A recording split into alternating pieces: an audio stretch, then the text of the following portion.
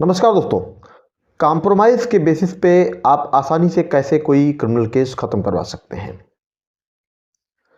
अगर कोई FIR registered हो जाए, इन्वेस्टिगेशन हो, इसके बाद चार्जशीट आ जाए, कोर्ट कागज़ ले ले, सम्मन जारी हो जाए, कोई केस परिवाद पर कंप्लेंट पे इंस्टीट्यूट हो, कोर्ट 204 सीआरपीसी में इसको प्रोसेस करे और जरिए सम्मन अभियुक्त को तलब करे, तो भाई उसके बाद फिर बेल करवाइए, बेल के बाद ट्रायल फेस कीजिए। कुछ प्रोसेस हैं जैसे आप डिस्चार्ज एप्लीकेशन वगैरह मूव कर सकते हैं, लेकिन बहुत ही कम ही पॉसिबिलिटी होती है कि आपकी डिस्चार्ज एप्लीकेशन एक्सेप्ट होगी और आपको डिस्चार्ज कर दिया जाएगा, आपको आरोपों से उन्मोचित कर दिया जाएगा। ऐसी पॉसिबिलिटी बहुत ही कम होती है, तो इसका मतलब आपको सालों ट्रायल फेस करना होगा। लेकिन ऐसा नहीं है। अगर आपका केस ज्ञान Singh versus state of Punjab के जजमेंट से कवर होता है और कहीं भी पॉसिबिलिटी है कि जो कंप्लेनेंट है और जो एक्यूज पर्सन्स हैं उनके बीच में कॉम्प्रोमाइज़ हो सकता है, तो आसानी से आपका केस ख़त्म हो जाएगा। इसके लिए करना होगा आपको बस खाली इतना कि जो भी कंप्लेनेंट है या अगर कोई इंजर्ड पर्सन भी है तो उन सबको इंक्लूड करके और जो भी एक्यूज पर्सन है इन सबको इंक्लूड करके दोनों पक्ष एक कॉम्प्रोमाइज डीड बनाएंगे ऑन एफिडेविट, और इसके बाद उस कॉम्प्रोमाइज डीड के बेसिस पे हॉनरेबल हाई कोर्ट में 482 सीआरपीसी में एक एप्लीकेशन फाइल करेंगे, कोर्ट से प्रेयर करेंगे कि हमारा केस ज्ञान Singh versus state of Punjab के जजमेंट से कवर होता है, या अगर SC/ST एक्ट का केस है तो रामावतार वर्सेस स्टेट ऑफ MP के केस से कवर होता है। और इसलिए हम चाहते हैं कि इस प्रोसीडिंग को जो हमारे अगेंस्ट चल रही है इसको कॉम्प्रोमाइज़ के बेस पे ख़त्म करना चाहते हैं।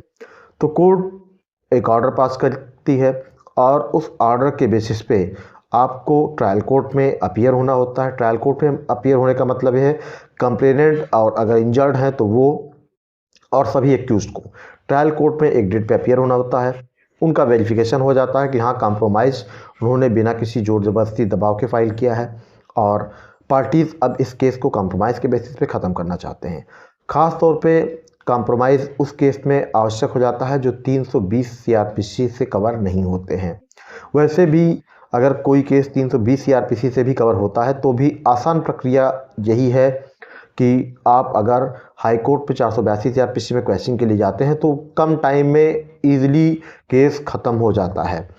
तो जब आप वेरिफिकेशन के लिए कोर्ट में उपस्थित होते हैं दोनों पक्षकार यानी कंप्लेनेंट और अगर इंजर्ड पर्सन है वो और एक्यूज पर्सन, कोर्ट कॉम्प्रोमाइज़ की जो डीड है उसको वेरीफाई कर देती है, एक ऑर्डर पास करती है और उस ऑर्डर को हाई कोर्ट में दोबारा से फिर आपको रखना होता है। अगर आपकी पिटीशन पेंडिंग है तो आपको जज एफिडेविट दोबारा से उस कॉम्प्रोमाइज़ को कि हाँ रिकॉर्ड वेरीफाई होकर आ गया है फाइल करना होता है। अगर पिटीशन डिस्पोज्ड ऑफ हो गई है तो आपको एक नई पिटीशन फाइल करनी होगी उस ऑर्डर को लगाते हुए और कोर्ट से प्रेयर करनी होगी कि कॉम्प्रोमाइज़ वेरीफाई होकर आ गया है।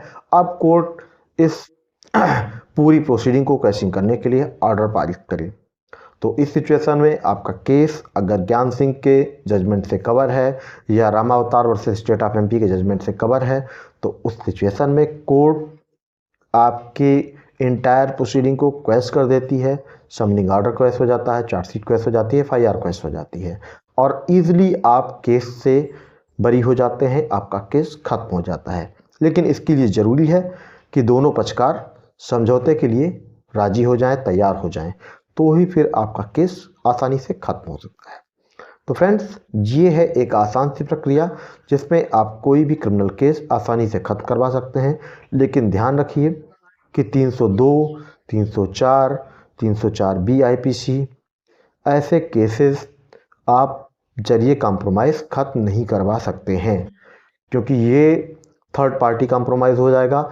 जो पर्सन ऑलरेडी जीवित नहीं है अब वो कॉम्प्रोमाइज़ के लिए तो आएगा नहीं, तो कंप्लेनेंट और एक्यूज कॉम्प्रोमाइज़ नहीं कर सकते हैं।